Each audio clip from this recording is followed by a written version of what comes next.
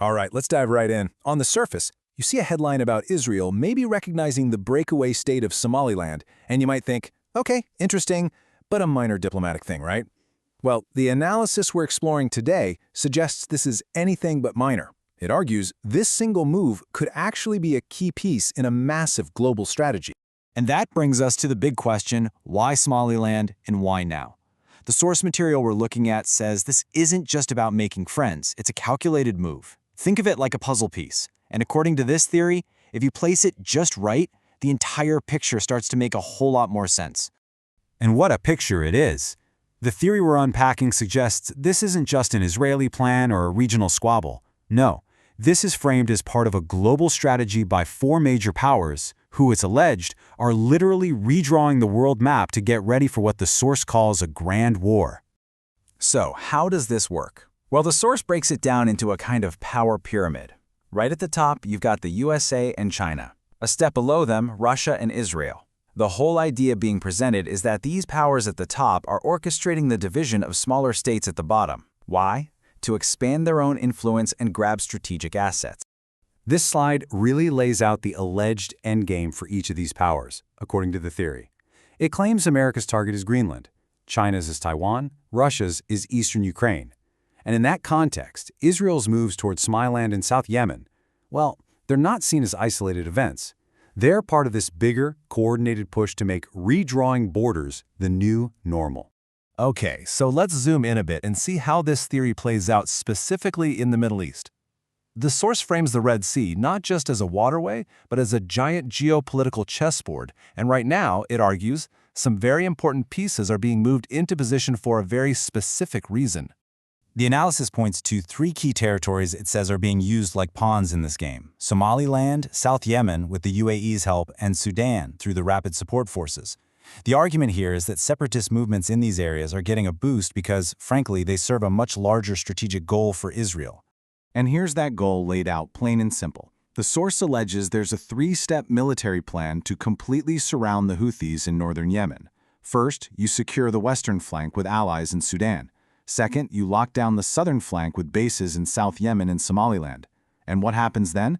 The northern flank is left wide open, exposed to Israel, creating a perfect strategic chokehold. So what's the bottom line here?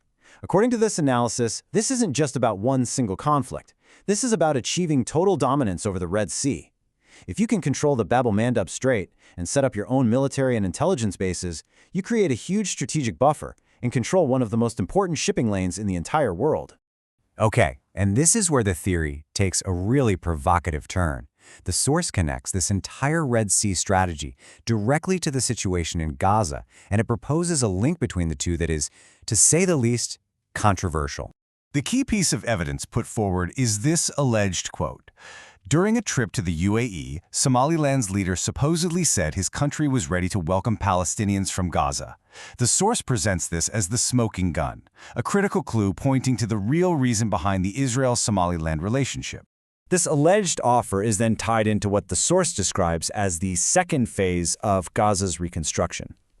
The argument being made is that Somaliland would basically become a destination, providing a safe corridor by ship for what the source calls the displacement of Gaza's population as part of a much bigger, long-term plan. Now, as you can probably imagine, a plan of this scale wouldn't exactly fly under the radar.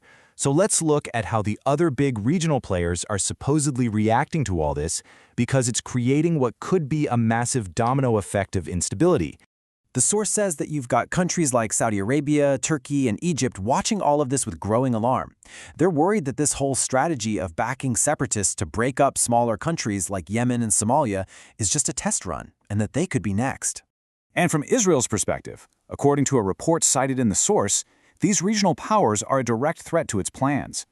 You have Turkey building its own bases in the area, maybe even getting within missile range. And then there's Egypt.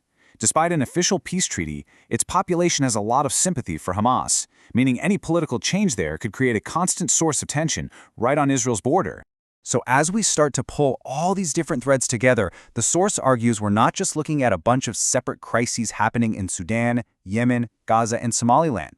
Instead, we're seeing the interconnected pieces of one single, unified, and incredibly audacious plan.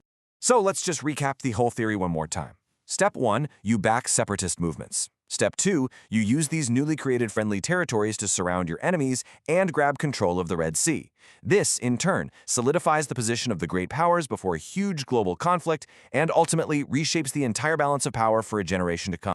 And that leaves us with this final, really powerful question that the source material puts on the table. Are we watching, right now, in real time, the map of the Middle East being permanently redrawn? According to this specific analysis, the answer is a resounding yes. The old lines are already being erased, and the ink on the new map is just starting to dry. A truly provocative theory for an incredibly complex part of the world.